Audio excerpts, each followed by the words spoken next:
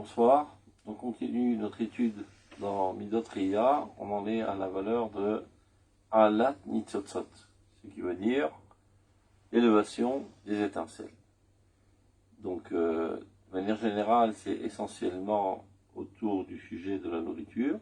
On a commencé à développer ça la semaine dernière, que le fait de manger n'est pas seulement une activité corporelle, mais aussi une activité de l'âme. Le manger se dit en hébreu lechem. On a l'habitude de traduire le mot lechem par pain, ce qui n'est pas exact. Pain se dit pâte. Lechem, c'est la nourriture essentielle. Et c'est pour ça qu'on appelle le pain lechem, parce que de manière générale, c'est la nourriture la plus élémentaire, on va dire. Le lechem, la chose al-chama, qui veut dire le fait de souder. Le rôle de la nourriture, de manger, est de souder l'âme au corps. Tout comme la flamme qui doit être saisie par la mèche. Et pour que ceci puisse se faire, il faut un liquide intermédiaire qui s'appelle l'huile. L'huile, il permet que le feu ne dévore pas la mèche, et de l'autre côté, qu'il ne s'élève pas vers les cieux, et qu'il reste empris dans la mèche. Donc cette matière intermédiaire, qui probablement a les caractéristiques ensemble du feu et de la mèche, est capable de relier ces deux éléments ensemble. De même, l'âme a tendance à s'élever vers le ciel, ou bien elle pourrait dévorer le corps tellement elle est céleste. Il faut une matière intermédiaire qui a en elle une caractéristique ressemblante au corps et une autre ressemblante à l'âme, et qui puisse faire cet assemblage de ces deux éléments. C'est ça tout le rôle de la nourriture, le manger, tout comme les sacrifices.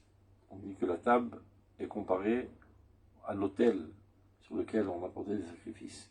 Ben, le rôle des sacrifices est exactement pareil. Korban, sur le karev, c'est pour rapprocher. Rapprocher quoi? Rapprocher l'âme collective d'Israël, qui s'appelle la Shekhina, avec le corps national d'Israël. Sans quoi, on en meurt. Et c'est notre situation en exil. Depuis que le Beth Amikdash a été détruit et qu'on ne fait plus de korbanot, et ben, dès lors, on est dispersé aux quatre coins du monde, nous ne sommes plus véritablement un peuple vivant, mais les résidus d'un peuple qui, à l'époque, existait et vivait dans toute sa vigueur. Et donc, notre retour en Eretz Israël aujourd'hui, c'est pour finalement reconstruire le Beth Amikdash et refaire les korbanot qui va à nouveau relier l'âme d'Israël collective avec le peuple. Et bien, il en est de même concernant la nourriture de chaque individu, et c'est pour ça que Chazal disent Shulchan Domé la Misber. C'est ce qu'on a vu plus ou moins la semaine dernière. Mais là, il nous expliquait que ceci n'est pas seulement vrai pour la nourriture. Toute activité, en fait, c'est reparti avec...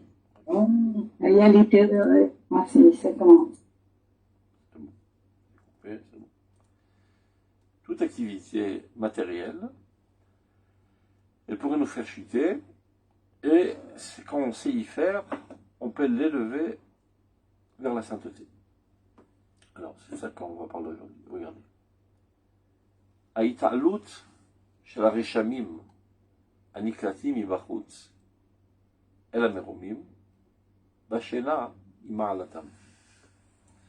Là, on va comprendre le rôle essentiel du sommeil, qui, plus exactement, du rêve. Durant la journée, nous sommes impressionnés de toutes sortes d'impressions. On rencontre des choses, on apprend des choses, on vit dans certains milieux, on est constamment excité, nos nerfs, par nos sens, captent toutes sortes d'impressions. Et un tumulte d'impressions qui rentre dans notre personnalité, il faut mettre de l'ordre dans tout cela. Je dis le Rav, comment élever toutes ces impressions qui sont perçues de l'extérieur, comment les élever vers les hautes sphères, c'est-à-dire les purifier, tout comme la nourriture. Une partie basse qui doit être éjectée, une partie pure qui doit être intégrée dans le corps, de même dans sa dimension spirituelle qu'on verra ultérieurement. Et bien il en est de même concernant tous les éléments qui pénètrent de l'extérieur vers notre être. Il faut savoir les élever. Donc il nous explique la chose suivante. Aïtalut shel reshamim. Comment élever toutes ces impressions? Aniklatim ibachutz, qui sont perçues et intégrées de l'extérieur vers les hautes sphères. Bashena imalatam. Et bien là, c'est le rôle du sommeil. ועצם העלייה הנשמתית שבאה מפני העתקה מעסקי החושים החיצוניים והגבלות שהסביבה מגבלת, היא מופיעה ברוב חסד על כל העולם כולו, הרבה מידות, דעות, מעשים ורצונות מתמתקים עד שמשך החיים מתארך בחוץ של חסד הולך ומתמשך בעולם. Ce qui veut dire l'élévation même de notre âme. Lorsque nous dormons, notre âme remonte au ciel. C'est une manière de parler. C'est-à-dire qu'elle est plus préoccupée par l'environnement. Lorsqu'on est en éveil, il y a toutes sortes de choses environnantes qui nous excitent, qui excitent nos sens. On doit s'en occuper, on a des préoccupations. Et d'une certaine manière, l'âme est empêchée de s'exprimer dans toute sa vigueur, étant dissipée par toutes sortes de choses qui ne sont pas tout à fait l'intérêt essentiel de sa vie, disons. Lorsqu'on va dormir, eh bien, tous les sens sont annihilés. Et là, elle peut se enfermer sur elle-même et s'élever davantage. Je fais une petite introduction d'abord avant d'entrer dans cela. Le rôle essentiel du sommeil, c'est pas tellement le sommeil, mais c'est essentiellement le rêve. Le rêve, c'est-à-dire en hébreu, chalom. La racine du mot chalom, c'est l'achlim. L'achlim en hébreu, ça veut dire guérir. Ça veut dire, on rêve pour guérir. On a fait une fois l'expérience. On a mis quelqu'un à dormir en observation. Donc on lui met un électrocardiogramme pour voir le battement de cœur, pour bien s'assurer qu'il est en train de dormir. Même un encéphalogramme pour savoir que l'activité aussi cérébrale est apaisée. Donc on sait qu'il dort. Mais on lui met aussi un oscillographe sur les yeux. Car sachez que lorsqu'on dort, la pupille, elle a un mouvement de gauche à droite constant. Si vous voulez vous amuser, faites ce soir avec votre conjoint, ouvrez-lui les paupières lorsqu'il dort, vous allez voir que la pupille est en mouvement constant de droite à gauche. Et la rapidité du mouvement dépend de la profondeur du rêve. C'est-à-dire, avec cet oscillographe, on voit la courbe qui progresse de manière sinusoïde. Lorsqu'on rentre au plus profond du rêve, les rêves les plus profonds, alors on est à la cime de la courbe. Et les rêves qui sont bas, ou bien quand il n'y a pas de rêve du tout, on redescend dans la courbe. Donc l'expérience est la suivante. On laisse cette personne dormir, et dès qu'on voit que la courbe de l'oscillographe de la pupille commence à grimper vers la haute cime, on le bouge un petit peu, mais pas trop pour ne pas le réveiller. C'est-à-dire on voit que les battements de cœur n'ont pas changé, l'activité cérébrale n'a pas changé, mais on l'empêche d'arriver au top de la courbe. Ce qui fait qu'on ne lui permet pas de pénétrer le rêve le plus profond. Il a dormi 8 heures. A priori, on va dormir pour que notre corps se repose. Mais il a eu son repos, tant attendu. Et il se relève le matin avec une fatigue incommensurable, bien qu'il ait dormi pendant 8 heures. Car il n'a pas pu rêver. On fait ça une deuxième nuit. Il arrive au boulot, il est complètement somnambule, il fait tomber son verre de café, il fait tomber le téléphone par terre, etc. Il n'est pas du tout concentré. Il est dans une fatigue incroyable. On essaie de faire ça la troisième nuit. Les médecins nous disent, si vous continuez, il mourra, tout simplement. C'est-à-dire que grâce à cette découverte scientifique, on s'est rendu compte que la langue hébreu est très précise. Que chalom, qui veut dire rêve, de machol lachlim. On rêve pour guérir. Guérir de quoi? Ben, c'est exactement ce dont il parle maintenant. L'âme est censée s'exprimer toute la journée. C'est la raison pour laquelle elle est dans ce corps, pour le vivifier. Et en fait, c'est sa manière de s'exprimer dans ce monde. Elle ne peut pas agir dans ce monde sans être sur ce véhicule qui s'appelle le corps. Mais si le corps ne lui permet pas de s'exprimer, parce qu'il la dissipe constamment, avec toutes sortes de besoins, de satisfaction, d'envie, etc., basse, et même parfois sale, eh ben, elle est en quelque sorte étouffée, elle est bâillonnée, elle n'arrive pas à s'exprimer, donc elle se sent mal dans sa peau. Et ben, qu'est-ce qu'elle fait? Elle le met au lit, le borde bien, et elle s'échappe. Et pourquoi elle s'échappe? Pour aller respirer de l'air frais dans les hautes sphères célestes. Et c'est là-bas qu'elle se ravitaille en divinité, disons, pour retourner dans ce monde et essayer à nouveau de s'exprimer. Bon, si elle a fait à plusieurs reprises et voit que ça ne marche pas, c'est comme, supposons qu'il y a un homme et une femme qui sont mariés et que la femme est constamment opprimée, aucune possibilité de s'exprimer, parce que son mari ne lui permet pas, etc. Finalement, ras-le-bol, elle divorce. Ben, c'est ce qui risque d'arriver si ce shidur, ce mariage entre l'âme et le corps n'est pas parfait. Ben là, maintenant, ras-le-bol. Alors elle s'échappe déjà tous les soirs, et elle le met au lit. Et un beau jour, elle le met dans un lit très profond, le recouvre de terre, et il s'échappe pour l'éternité.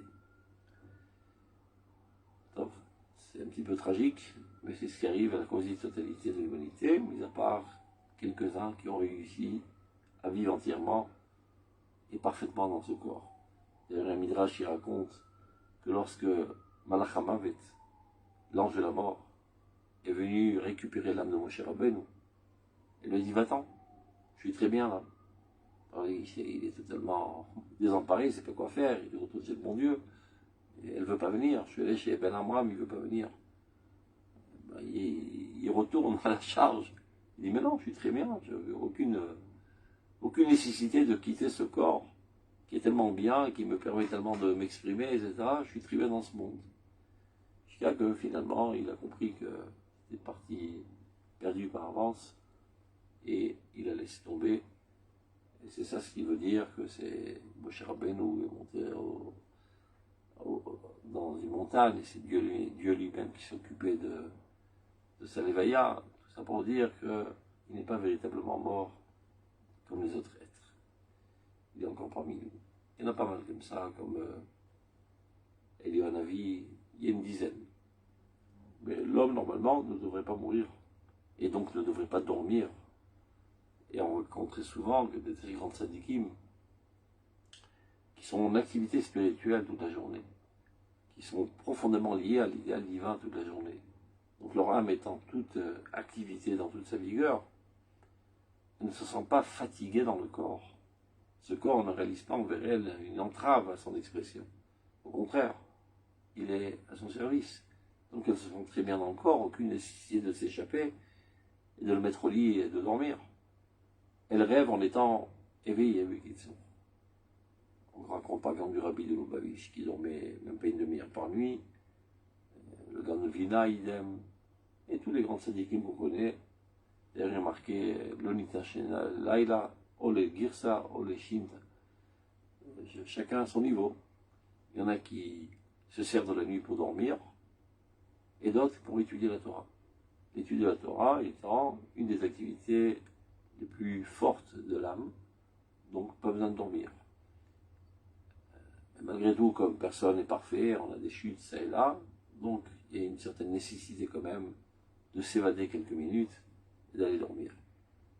David Ameller, on raconte à son propos, Shayashem Kishitin Ishmin Dessous. Il somnolait comme 60 respirations d'un cheval. Je ne sais pas combien de temps prend un cheval à respirer, supposons, je ne sais pas, 30 secondes, multiplié par 60. Donc on peut évaluer qu'il dormait une demi-heure par nuit. Top. Donc on a compris que le sommeil, en fait, n'est pas là pour le repos du corps. D'ailleurs, les grands sportifs qui font énormément de gymnastique, etc., ils savent comment faire des mouvements contre-mouvements pour récupérer les douleurs, disons, des muscles qui sont un petit peu trop fatigués. Ce sont des liquides chimiques. Donc on ne va pas dormir pour reposer le corps, mais pour reposer l'âme. Et ceci se fait par le biais du chalom. Le chalom étant, selon Chazal, Echat Mishishim Enevoa, un 60e de la prophétie. La prophétie étant l'expression la plus haute de l'âme.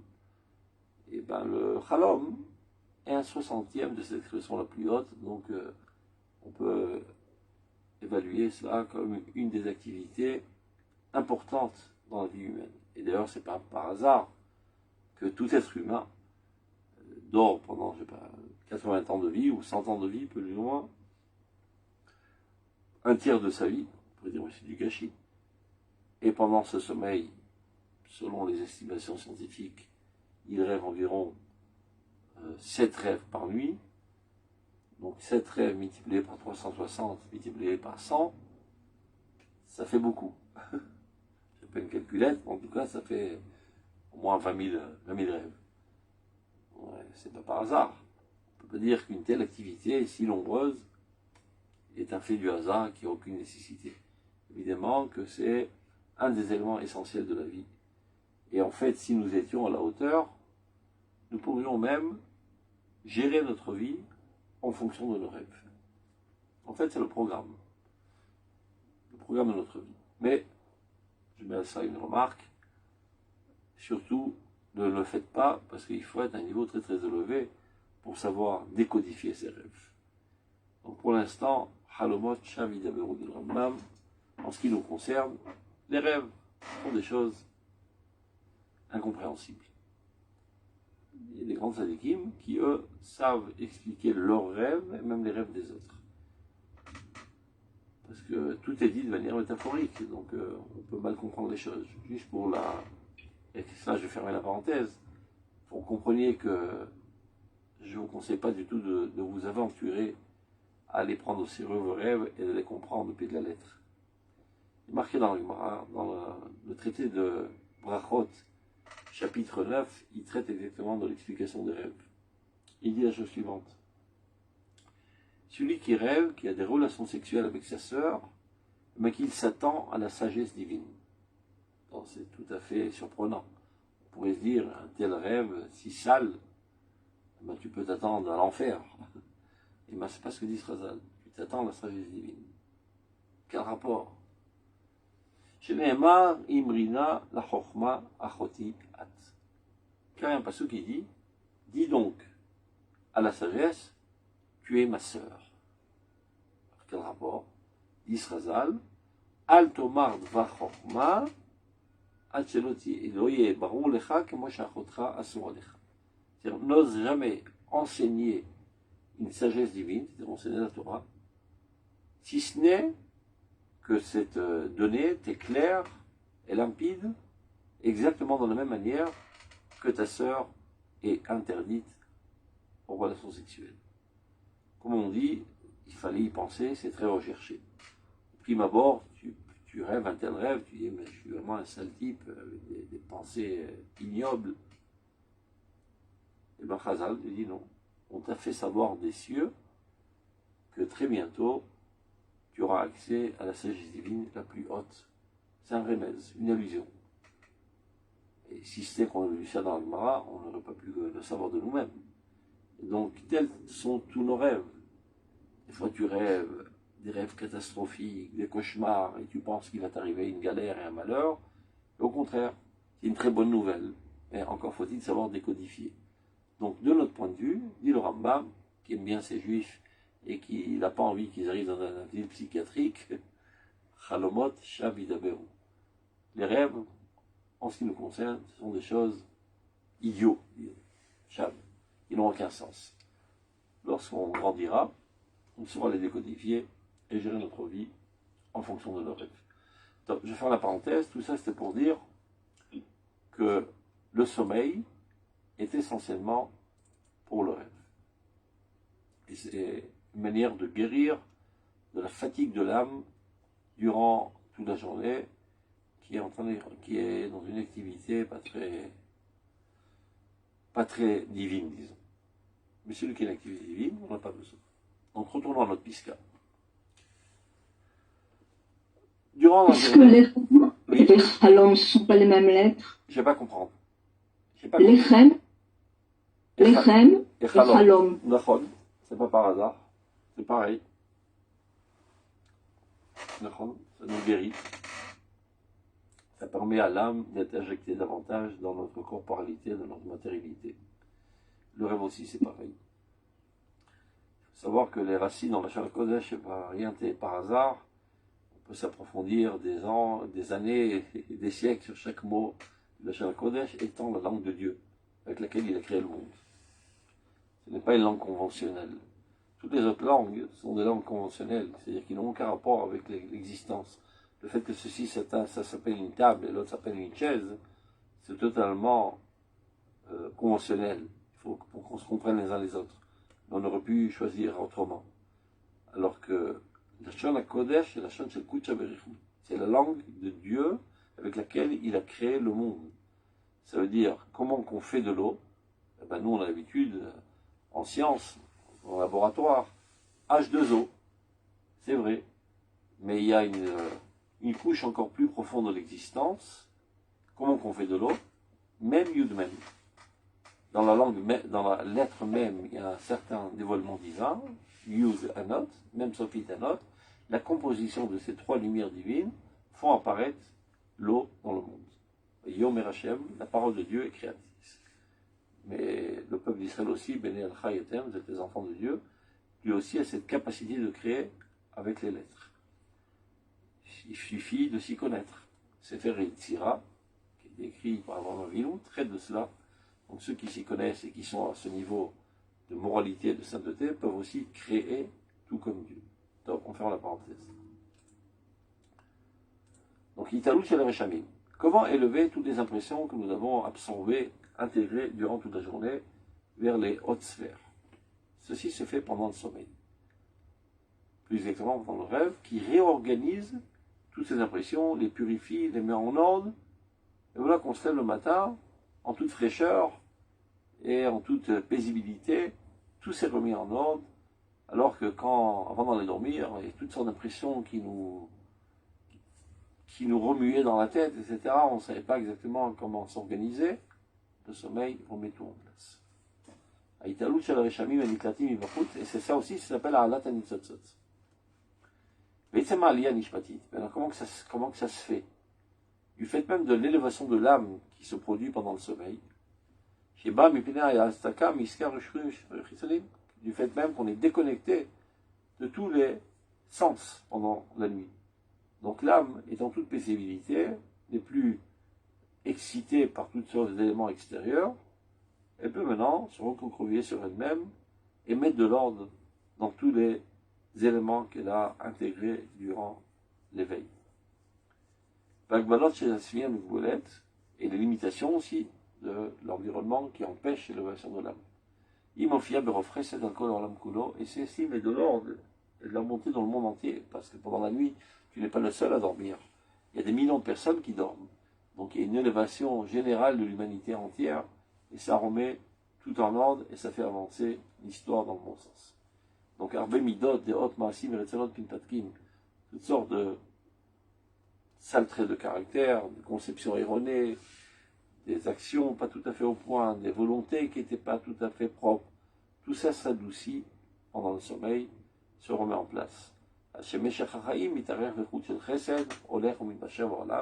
Et ceci rajoute un fil de bonté divine dans le monde. Donc on a touché un petit peu au sujet du sommeil. Et quelque chose d'assez ressemblant. שהטלטול של דרכים מדלדל את המצב הרוחני. צריכים לתקן בדרך אומץ וגבורה, ולא בדרך פחדנות ועצבנות. Alors tu viens de faire un voyage, ça me paraît un petit peu bizarre aujourd'hui, parce qu'aujourd'hui on est bombardé de données.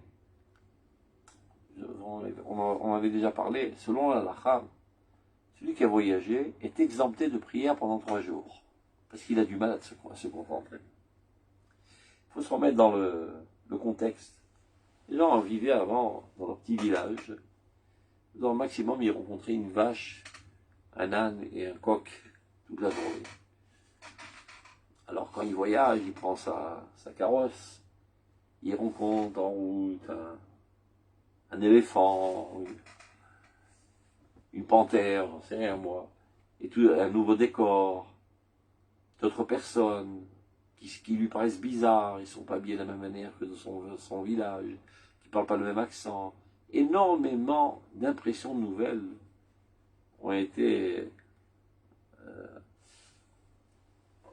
sont venues en abondance sur sa conscience, et il n'arrive pas à digérer toutes ces impressions, donc il n'arrive pas à se concentrer, et normalement, il serait donc exempté de prière, étant anous. Aujourd'hui, c'est plus du tout actuel, parce que de toute manière, on est bombardé de données toutes les 3 secondes avec un WhatsApp, avec un email, avec la radio, avec l'internet, avec les personnes qui surgissent de manière inattendue, etc., etc. Si on suivrait à la lettre cette halakha, on ne pourrait jamais prier.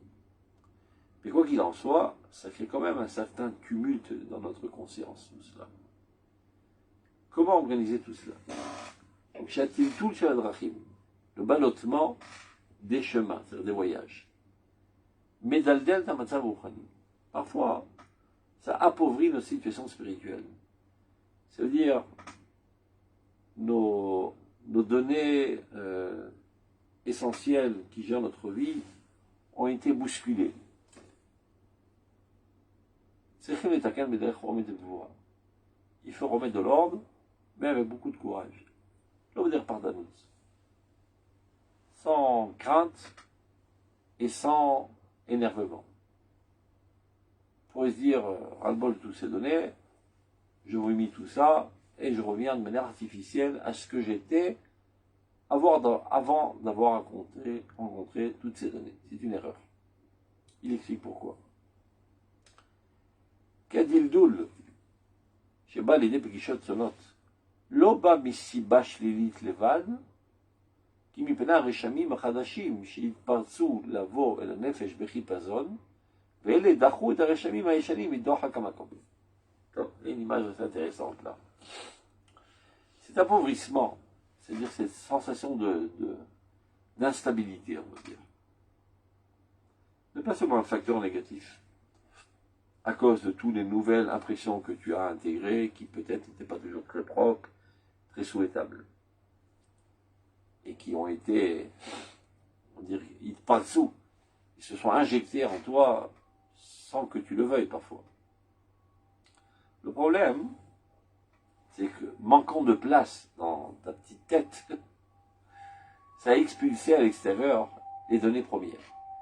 Donc imagine, je sais pas, il y a une casserole, il y avait des légumes à l'intérieur, tout d'un coup tu déverses en elle énormément d'autres éléments, tout déborde, et les éléments qui étaient au fond de la casserole maintenant ont été éjectés à l'extérieur, et donc tes éléments premiers qui gèrent de manière ta vie ont été en quelque sorte perdus.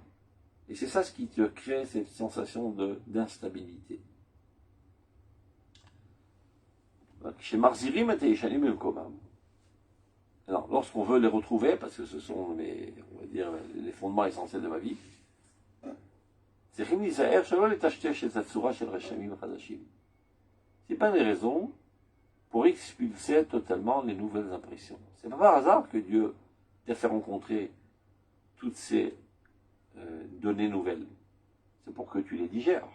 Et non pas pour que tu les vomisses et que tu les expulses immédiatement. Donc c'est vrai que tu peux faire conserver ta stabilité première, et donc pour ne pas trop te prendre la tête, comme on dit, te débarrasser rapidement de ces nouvelles impressions qui t'ont déstabilisé. Ça pourrait être une réaction instinctive. Dit le Rav, c'est pas ce qu'il faut faire. Mais de l'ordre. Reprendre les anciennes, mais pas pour autant jeter les nouvelles. Analyser, s'approfondir, faire un tri, Qu'est-ce qu'il y a de bon en cela? Qu'est-ce qu'il y a de mauvais en cela? Prendre le bien, jeter le mal. Tout comme la digestion. On doit digérer les événements. Il y a des choses positives qui sont adéquates à ma nature, eh bien tant mieux. Je rajoute ça à mon patrimoine premier. Des choses qui sont totalement contraires à ma nature, je les rejette. Et c'est comme ça que je progresse. Et si, de manière nerveuse et, on va dire, instinctive, qui provient de l'instinct de conservation, disons, d'emblée, je rejette tout ce qui est nouveau, par peur de perdre mes données premières qui me donnent une certaine stabilité, ben c'est bien dommage. Dieu t'a proposé une possibilité de grandir et tu ne l'as pas fait. Évidemment, ça c'est une chouva de grandeur. Pas une chouva petite qui est fondée seulement sur un changement comportemental, mais comme on l'a expliqué à plusieurs reprises, c'est une élévation conceptionnelle. De grandir dans tes conceptions, élargir ton cli, comme on dit. Au lieu de rejeter les nouvelles données parce qu'il n'y a pas assez de place dans ton ustensile, eh ben, t'as qu'à élargir ton ustensile pour pouvoir intégrer aussi bien les anciennes que les nouvelles. Les Eyefchar qui m'a aidé, Tchouva, Shalbdoula, Beloshum Katnout, sans aucune petitesse, Comme Mitrazek ou Mitametz. Alors tout se renforce, tout s'affermit. Bakeli Mitravi. Et finalement, tu en sors grandi de tout cela.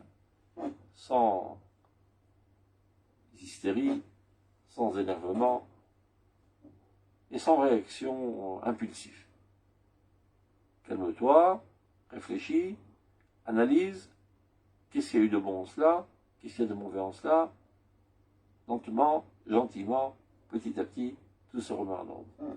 Vers quel limite t'arrives? Et tu ressens grandi ton cli, qui jusqu'à présent avait, je sais pas, un volume de 3 litres, maintenant il en a un volume de 100 litres, qui peut capter encore d'autres éléments. Et ainsi, Makom, la Rishamim, Radashim, la Rishamim. Alors il y a cette place, aussi bien pour les impressions premières, que les nouvelles impressions, et c'est comme ça qu'on grandit.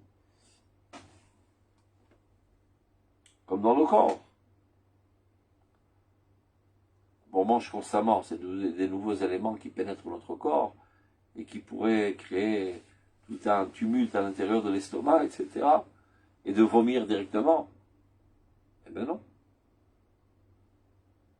Lentement, mâche comme il faut, billa comme il faut, les bonnes choses pénétreront dans ton organisme, les autres choses seront éjectées et s'accumuleront à ce qu'il y avait précédemment, et comme ça tu vas en progressant dans ton organisme. Le corps étant la projection de l'âme, eh ben, c'est pas par hasard que Dieu a fait tous ces mécanismes, on va dire, physiologiques, pour qu'on comprenne comment marche aussi l'âme. Mi Bessari, Chezé et Lora. Tous les jours tu manges, tous les jours tu vas aux toilettes, mais c'est quoi cette rengaine infinie à ras-le-bol? J'arrête de manger, je vais passer toute ma journée, des heures aux toilettes, etc. On approfondit sur ce mécanisme, comment il marche, et comprenant que ton corps est la projection de ton âme, ben, procède de la même manière dans les impressions spirituelles, dans les données que tu rencontres. Il y a un processus de digestion constante. Vav. Achila lefi amida. Je ne sais pas comment on pourra terminer ça aujourd'hui. Ubigdusha, les kadesh et adam et arlo. C'est lorsqu'on mange à juste mesure. Comme le préconise le Rambam, un des fondements de la médecine préventive, c'est d'abord manger des éléments sains, et ça y est. Deuxièmement, ne pas trop manger. Dit le Rambam, manger 2 tiers de ta faim. Mais ne prends pas 3 tiers. Parce que ça prend du temps avant que la donnée arrive au cerveau. Donc ne mange pas vite. Mange lentement. Et petit à petit, l'information va passer au cerveau et va lui dire, c'est bon, il y a assez de nourriture. Mais quand tu manges vite, l'information n'a pas le temps d'arriver, et tu as encore l'impression d'être affamé, et tu continues à manger. Et c'est la nourriture qui est de trop. Et toute chose de trop nuit à ta santé. Ça, c'est au niveau médical. Mais comme je l'ai dit tout à l'heure, c'est pas par hasard que c'est comme ça au niveau médical, parce que ton corps est une projection de ton âme. Et comme on a compris que la nourriture n'est pas seulement une satisfaction de notre palais ou même de notre estomac, mais véritablement un service de Dieu, à Natanitzotzot. C'est-à-dire, c'est ce qui permet de relier mon corps à mon âme en intégrant les partiels de sainteté qui est dans la nourriture, je nourris mon âme, et les partiels de matérialité, je nourris mon corps, et ça crée une harmonie. Donc, la nourriture, le manger, est Avodat Hashem. Donc, ose-toi à ce niveau lorsque tu manges. Et mange donc à juste mesure et avec sainteté, avec une pensée de sainteté. C'est pour ça qu'on a l'habitude de dire Shalom Ma'alot, et après on fait Birkat Hamazon, etc. On fait des Tilat Yadayim. Ouais, c'est toute une opération de service divin de nourriture. C'est pas un gueuleton, comme disent les goïms. On se jette sur la nourriture et on dévore la nourriture comme un lion qui se jette sur sa proie. Achila le fiamida. On mange à juste mesure. Ou bigdoucha, avec des pensées hautes. Alors lorsqu'on mange de cette manière, ça sanctifie l'homme et par là même le monde entier, puisque l'homme est une partie intégrale du monde. Ou et rend la vie emplie de joie, de bonheur.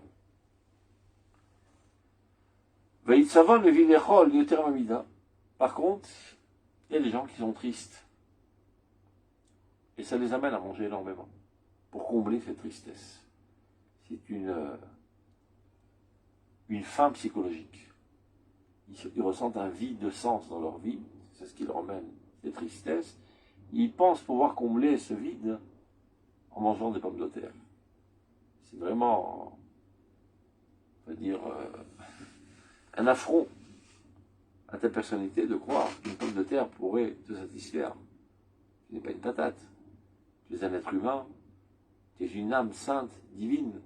Donc comment peux-tu envisager qu'une pomme de terre puisse combler ce manque de sens dans ta vie? Mais c'est ce qui se passe. Très souvent, les gens qui ressentent une certaine angoisse, un certain vide, alors qu'ils s'y font, alliés à la règle, pèlerinage au frigidaire. À savoir, il y a peut-être un chidouche, une nouveauté, peut-être ma femme a préparé un gâteau à la crème.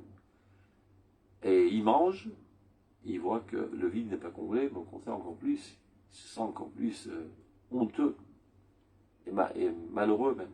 Ça s'appelle lechem atzabim, la nourriture de la tristesse. Donc elle provient de tristesse et elle amène encore une plus grande tristesse. Aïtsavon, me vit l'echol yoter mamida. La tristesse amène à manger plus qu'à sa mesure. Parce qu'on mange et on voit que ça ne comble pas ces tristesses, alors on mange davantage, et encore un dessert, et encore un chocolat, et encore une glace, et encore un mets, et encore un truc, pensant que par là, finalement, on va arriver à satisfaction qui va combler ce manque dans notre vie. Finalement, on en ressort encore plus vite. Et alors, la nourriture elle-même se transforme, s'inverse en lourdeur, en même colère, et même yehush, en désespoir. Et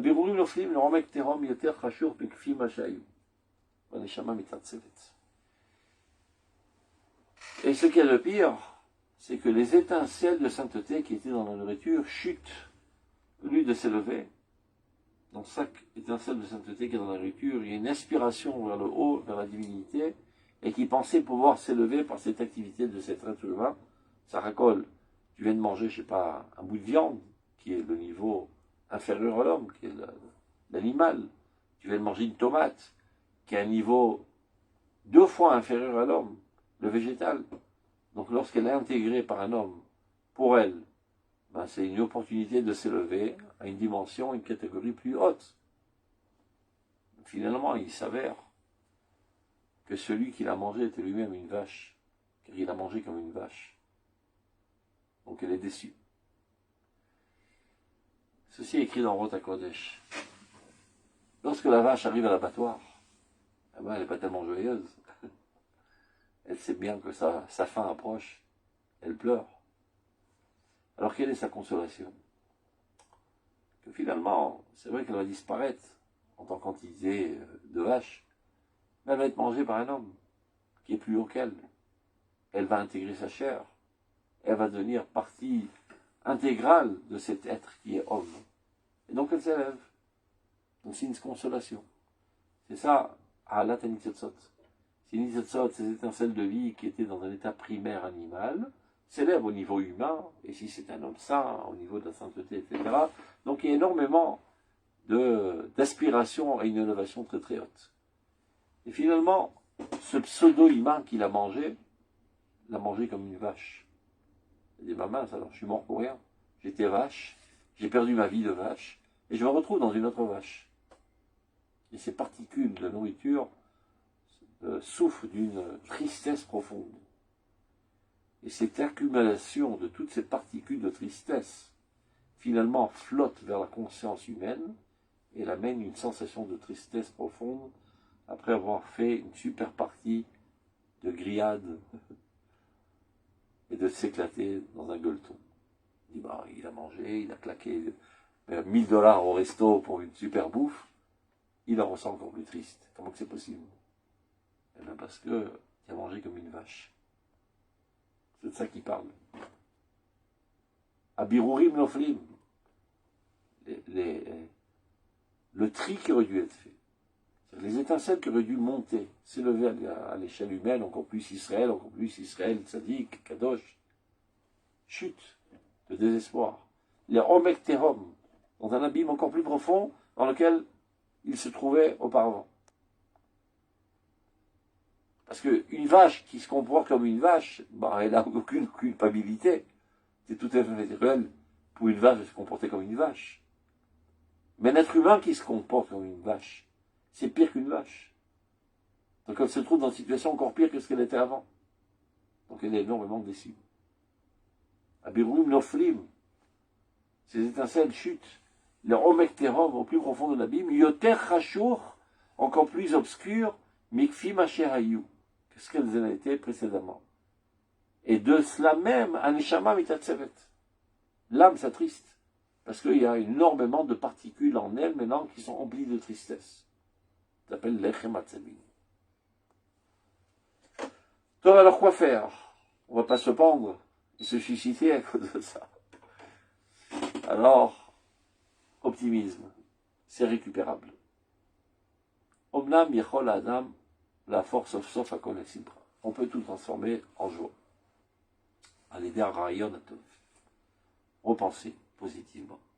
J'ai béprimiout les vavos au plus profond de son cœur. Mitalim kol akochot. On peut réélever toutes les forces.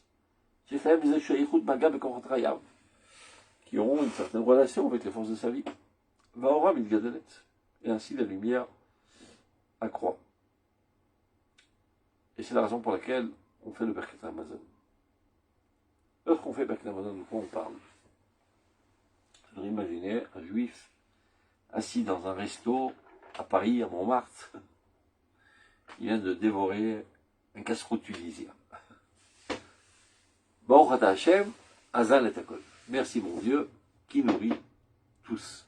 Donc, on voit le rapport entre son activité de dévorer un casse-croûte et cette première bénédiction. Deuxième bénédiction, à la Haret Fanamazon. Béni soit-tu l'Éternel pour la terre et la nourriture. Quelle terre s'agit-il? Évidemment pas de la France. Ha-Haret Sakhe Idia, c'est la terre d'Eretz Israël. Mais quel rapport y a-t-il entre ce casse-croûte tunisien à Montmartre et la terre d'Eretz Israël? Troisième bracha, Baruch Hashem Boné Binyan Yerushalayim. Béni soit l'Éternel qui reconstruit Jérusalem. Alors là, vraiment, aucun rapport. Quel rapport avec ce casse-croûte au thon et la reconstruction du temple, qui est le centre de vie universel? Ben, c'est exactement ce qu'on veut dire maintenant. Azal et Akol. Merci Dieu qui fait vivre tout le monde, qui nourrit tout le monde. Et la question se pose, à quoi bon vivre? À quoi sert la vie? Est-ce que la vie est un but en soi ou un moyen? Mais c'est vrai que c'est un moyen. L'objectif, à la Haaretz, la terre d'Eretz Israël, la nation d'Israël, le nationalisme d'Israël. Est-ce que le nationalisme d'Israël est un but en soi ou bien aussi un moyen? Aussi un moyen. L'objectif final, Boni Binyan Yerushalayim, la reconstruction de Jérusalem, c'est-à-dire du Beth Amikdash, c'est-à-dire qui Beti Betfila Ikare Lekol Ha'amim. Ma maison sera une maison de prière pour toutes les nations. C'est l'élévation de l'humanité entière à la connaissance de Dieu. Ah, alors si c'est pour ça, ça vaut le coup de manger. Si je mange dans cet objectif, alors la nourriture a un sens. Sinon, eh ben, je suis une vache. Donc ça, tu aurais dû le penser, mon pote, avant de manger. Ça aurait dû être ta motivation pourquoi, Bichlal, tu t'attables. Tant que tu ne l'as pas fait, on te donne une deuxième chance. Rétroactivement, tant que les aliments n'ont pas été totalement digérés, ils sont encore dans ton estomac, ce qui est environ 72 minutes d'Israël, tu peux récupérer la situation. Repenser ta manière de manger. C'est ce qu'il dit là. Mais, au moins, désormais, apprends à manger comme il le faut. Ne refais plus la même bêtise. Nicole Macor, Tzech Leosif Kdusha Leaba. Ajoute de la sainteté quant à l'avenir. L'Echol, c'est bon action. Ne pas te jeter sur la nourriture, et de manger ta satiété. Ou Bessimcha, mais souderet, avec joie, avec ordre, de l'opahadit savon, sans aucune peur de chuter, sans aucune tristesse. Ou basé Maalim et Taberurim, Bederech Yeshara, Shenam et Souberet. De cette manière, nous arrivons à élever tous ces étincelles de sainteté, sans aucune complexité. Donc, les attachements, on va terminer. Dernier paragraphe de cette valeur. Achila veshtia etera, vadaï mevia l'idée ga'ava. Ve'uadin, kshiena bekavana kdosha. Lorsque tu manges et tu bois plus qu'il en faut, certainement ceci t'amène à un orgueil. Et pas seulement du point de vue quantitatif, c'est à manger plus qu'il en faut, aussi quand on n'est pas dans une intention sainte. Tu manges seulement par plaisir.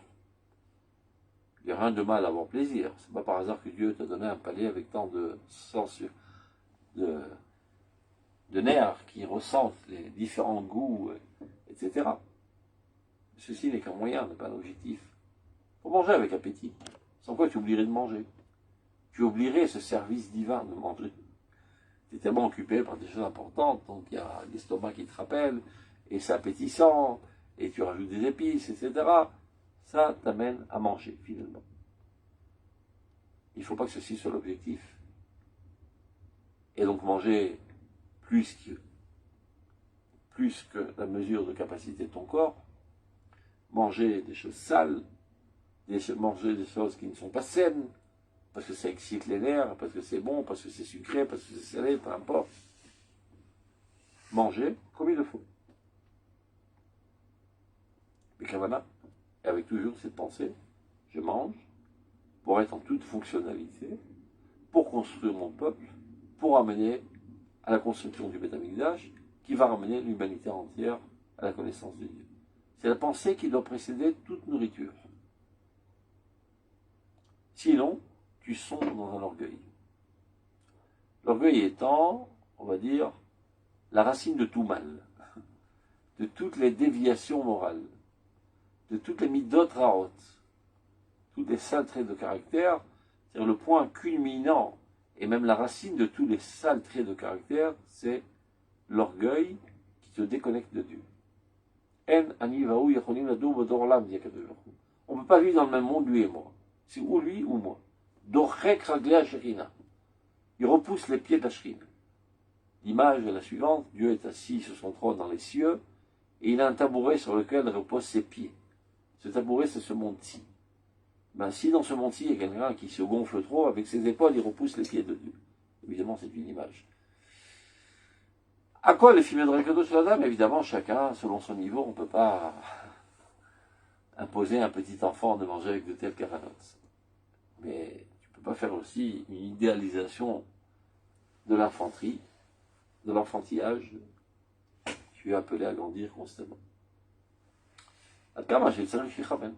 Chacun, combien qu'il est censé s'élever dans ses pensées en fonction de sa grandeur.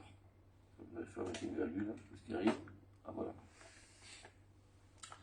כניצוצות הקדושים שבתוך אכילה והשתייה הם מטבעם מתאמצים לעלות למעלה. Il y a un axiome de base. Les étincelles de sainteté qui se trouvent dans la nourriture tendent constamment à s'élever vers le haut, à retourner à l'origine divine.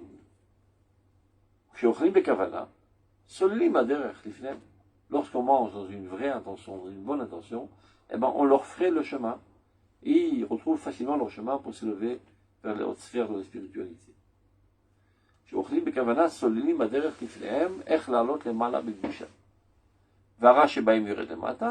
Alors il y a un tri qui se fait naturellement, les parties négatives qui en elles chutent vers le bas, les parties positives s'élèvent vers le haut, atov olé les mala, bikiyum ve'or oné kadosh rumam, avec un moment de lumière, de plaisir, de sainteté, etc.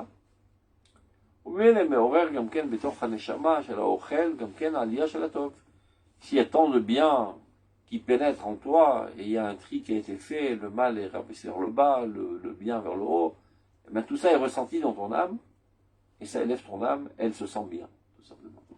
Après un tel repas, tu te sens bien et joyeux.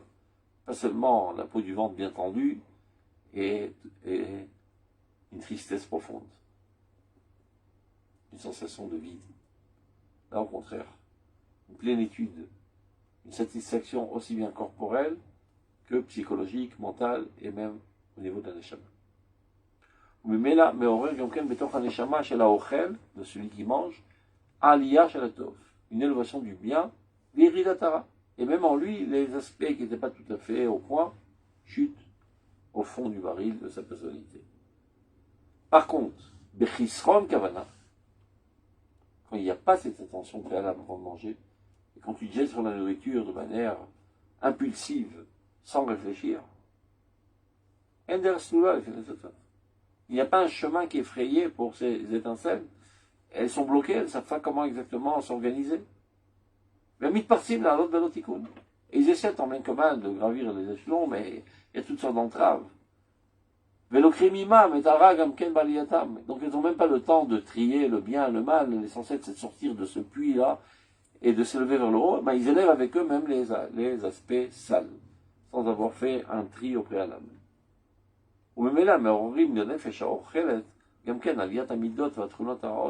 Et ceci fait tout un remue-ménage au sein de la personnalité, car les aspects négatifs qui ont été maintenant intégrés s'accumulent déjà davantage avec tous ces aspects négatifs qu'il y avait déjà en toi, donc il y a une hypertrophie du mal en toi, et tu te sens vraiment mal. Shukol Yisod Agava, et ceci t'amène à un orgueil étant déconnecté de Dieu. Mais Kama caché ou les fisés à Achila, et selon ça, leur Frouk explique, l'Alacha qui préconise qu'il est interdit de manger avant la prière. Tant que tu n'es pas relié à Dieu, Filan, c'est ta connexion avec Dieu, tu n'es pas à même de faire ce tri comme il le faut et de manger comme il le faut. Tu ne t'es pas encore accordé, disons, à la divinité, et donc tu ne sais pas penser comme il le faut avant de manger. Donc tu manges comme un animal. Et l'Alacha dit la chose très simple. Oti, elle rapporte un pasouk. Oti shlachta chegevecha. Tu m'as jeté derrière ton dos, dit Akadosh Baruch Hu. Après qu'il a mangé et qu'il a bien bu et qu'il s'est enorgueilli, maintenant il vient pour recevoir le joug divin. Quelle grosse blague. Important de le dire parce que malheureusement, aujourd'hui, c'est presque devenu à la mode. En tant qu'organisateur de séminaires, je me rencontrais souvent dans des hôtels, etc. ben, ils servent du café, des gâteaux, et toutes sortes de bonnes choses avant la prière dans les hôtels. C'est interdit selon la halakha. On n'a pas le droit de manger.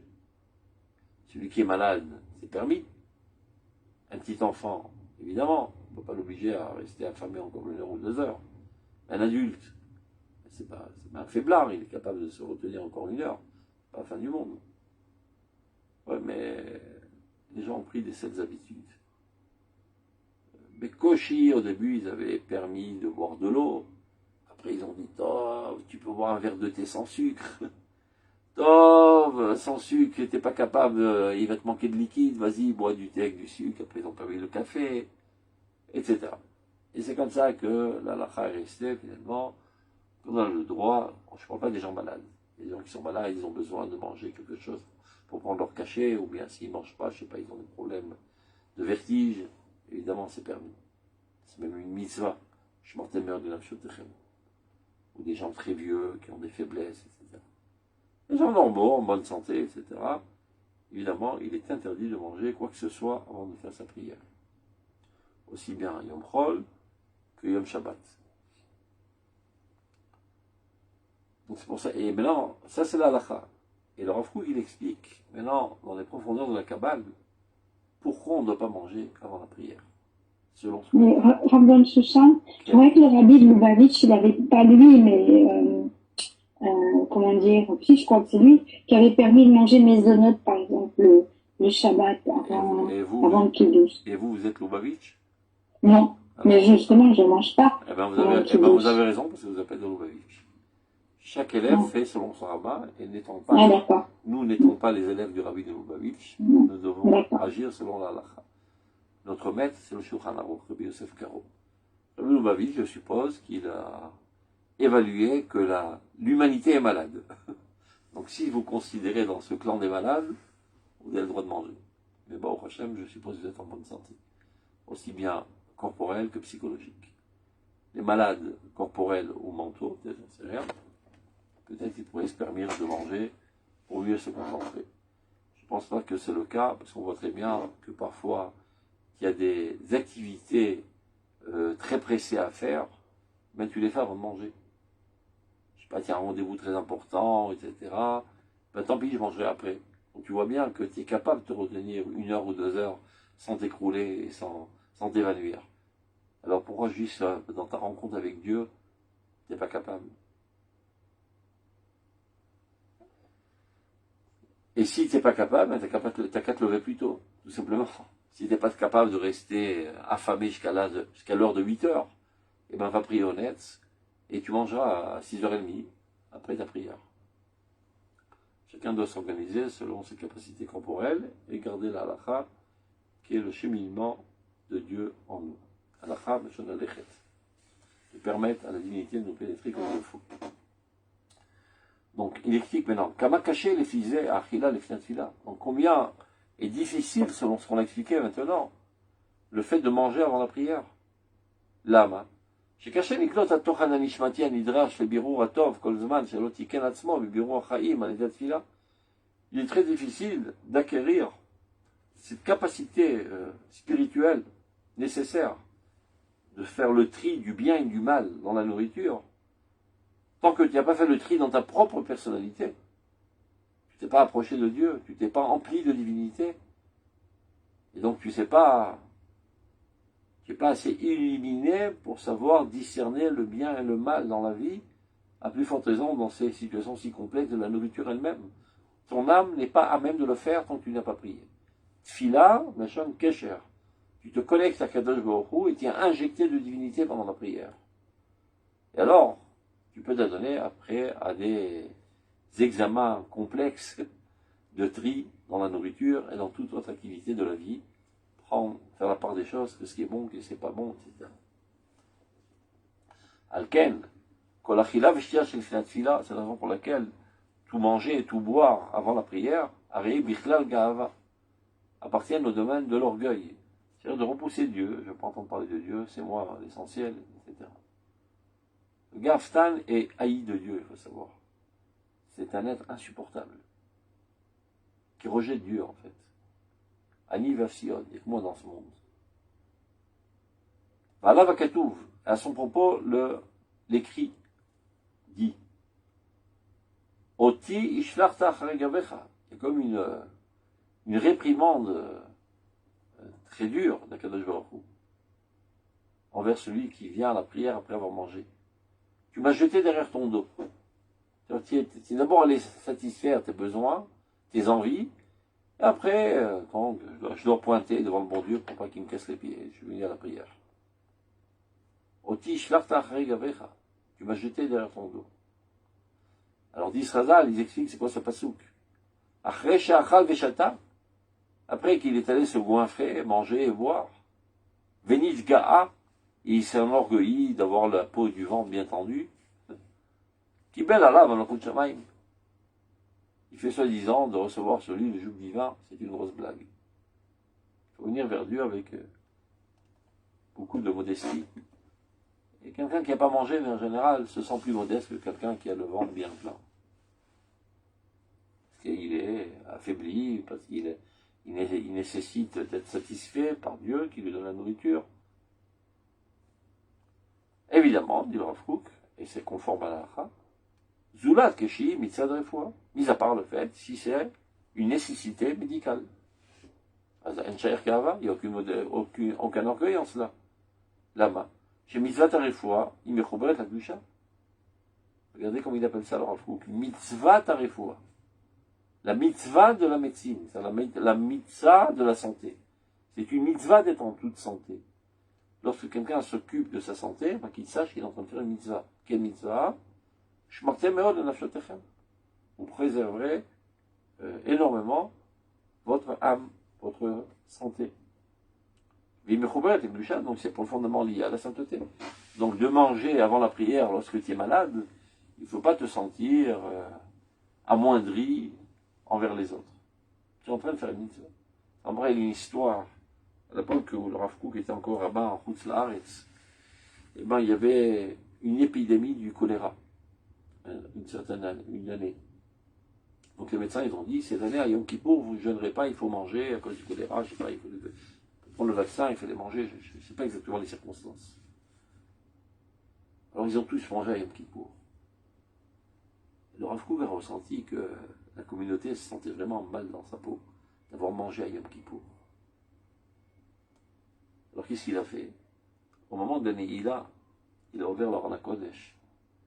Il a dit, oh mon Dieu, nous avons aujourd'hui appliqué à la lettre la halakha de Yom Kippour, qui est de manger. Dans cette situation, la mitzvah de Yom Kippour, c'est de manger. Quelle mitzvah? Ushmartem be'od nafshotechem. Il y a marqué ve'innitem et nafshotechem hayom hazeh. Vous ferez un petit peu souffrir votre âme ces jours-là. Ça, c'est la mitzvah quand tu es en bonne santé. Quand tu es en mauvaise santé, ou bien en sakana, c'est-à-dire un danger de tomber dans une mauvaise santé, eh bien, il y a une autre mitzvah, Yom Kippour, qui est la mitzvah de tous les jours. Ushmartem me'od nafshotechem. Vous préserverez énormément votre bonne santé, qui n'est pas une mitzvah moindre que ve'innitem et nafshotechem. Au contraire. Et comme ça, il a relevé le moral de sa communauté. Donc il ne faut pas se sentir amoindri, de dire je ne suis pas capable de jeûner Yom Kippour, je ne fais pas la volonté de Dieu. Tu es exactement en train de faire la volonté de Dieu. Je me rappelle, Zechrono Levracha, le Rav Ovadia Yosef, chaque année avant Yom Kippour, il donnait un shiur sur Yom Kippour de l'importance de manger pour ceux qui sont malades et pour les enfants. Qui parfois les enfants, pour frimer devant leurs copains, ils jeûnent. Mais ce n'est pas la volonté de Dieu qu'ils jeûnent. Il est marqué Shaot, c'est-à-dire on lui prend son petit déj à 7 heures, il prendra à 8 heures. Et tu vois un enfant qui jeûne jusqu'à midi, 1 heure, 2 heures, il est tout blême, au point de s'évanouir d'un instant à l'autre. Il n'est pas en train de faire une mitzvah, il est en train de faire une avera. Et donc que son père le remette en place. Il racontait le Rav Ovadia Yosef. Des fois on lui disait, tu sais, dans la Kihila, il y a un certain bonhomme, là, je sais pas, il a 70 ans, il est malade du cœur, comme ça. Les médecins lui ont dit de manger, il ne veut pas manger. Parce qu'il a l'impression de transgresser Yom Kippour. Vous savez ce qu'il faisait, le Rav Ovadia Yosef? Il arrêtait la prière. Il le prenait dans un coin, dans une autre chambre. Et il le faisait manger lui-même. bonhomme sanglotait. Il dit, bah mince, toute ma vie j'ai jeûné. Et maintenant je transgresse la volonté de Dieu. Il lui dit, ben non, tu es en train de faire la volonté de Dieu. Il vaut mieux que toi tu pleures maintenant, que nous pleurons sur toi à la sortie de Yom Kippour. Parce que si tu ne manges pas, tu risques de crever. Alors nous pleurons sur toi. Alors mange. Il l'obligeait à manger. Et bien, ainsi pour Yom Kippour, ainsi pour tous les jours. Celui qui est malade, et que le médecin il dit tu n'as pas le droit de jeûner jusqu'à 8 heures, et même si tu te lèves honnête, c'est pas bon, tu es obligé de prendre des médicaments, etc., qui mange en toute bonne conscience. Et par là, il applique la volonté de Dieu. Donc c'est ce qu'il est en train d'expliquer. Ça, c'est selon l'Alacha. Mais il explique selon la Pliniout. Chez Mitzvah Tarefoua, il mechobet la Gdusha. Cette mitzvah de se garder sa bonne santé est liée profondément à la sainteté divine. Chez Akadosh Baruch Hu Soed et Acholé, Akadosh Baruch Hu lui-même vient au chevet du malade. Veshrina imo. La Shrina se trouve. Lorsque tu vas rendre visite à un malade, il y a marqué Shrina Merashotav. La Shrina se trouve à sa tête. Donc tu es dans une bonne ambiance. Tu baignes dans la sainteté lorsque tu vas faire du Bikur Cholim. C'est pas pour ça que tu vas. Tu vas pour réconforter le malade. Mais n'aie pas l'impression de perdre, voilà, j'aurais pu dire la Torah, je vais faire ceci, faire cela. C'est bon. C'est entre de bonnes mains. C'est en train de faire un mikvé de Shrina. Ben, le malade est dans la Shrina. Donc il ne se sent pas amoindri s'il est obligé de manger pendant la prière. Ve'anava, yesod la et la modestie est le fondement même de la Gdusha. Donc ce n'est pas quelque chose qui amène à la gava, au contraire. De manger avant la prière lorsque tu es malade, tu es en toute humilité et en disposition optimale pour prier d'ailleurs. Mitoch anava. Anava yesod la Cholé, le malade, Choudal Verani, il se sent tout pauvre, tout affaibli, ou médouqué, et opprimé, mitzatroyo, à cause de sa maladie. Verinav Nesor de Rachme Shamaim. Il porte ses yeux et son regard à la miséricorde divine. Donc il est en disposition psychologique optimale pour prier. Azatzod, Atzad Atov. Parce qu'on avait dit tout à l'heure que tu n'es pas capable de faire ce tri de Nissotot Akdusha tant qu'il n'a pas prié. Ben lui, sans avoir prié, il est déjà comme ça. Parce qu'il est déjà en toute humilité, et son regard est vers Dieu, il baigne dans la sainteté, et la Shrina est avec lui. Donc il est capable de manger et d'élever les Nissotot bien avant, même avant d'avoir prié. C'est ce qu'il est en train d'expliquer. Il explique là, la selon le Sod. Et Nav Nesot le Rachme Shamaim. Ses yeux sont tournés à la miséricorde divine. Alors, Atzadatov Shabenizotzot, les aspects positifs qu'il y a dans ces étincelles, Ahem, chez la Refoua, Tamid Olam Kodesh, lui permet de frayer le chemin et de leur permettre de s'élever. Il y a l'air le mala, Beroch Yisharim Bessoula, et les font monter très très haut dans le droit chemin tel qu'il le faut. Donc, Baruch Hashem, j'ai empiété 10 minutes, mais on a terminé ce chapitre. Alors, on va prendre un petit, arrêt.